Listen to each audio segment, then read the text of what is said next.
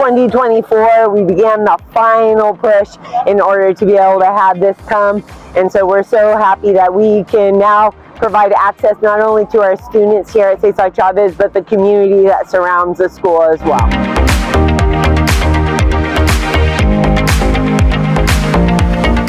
Oh, I think it's just such a positive light for our school, something brand new, something as beautiful as this for everybody to be a part of. Really excited about this pool. I've been a teacher at Chavez for 19 years, so I've been waiting for this opportunity to be a part of this.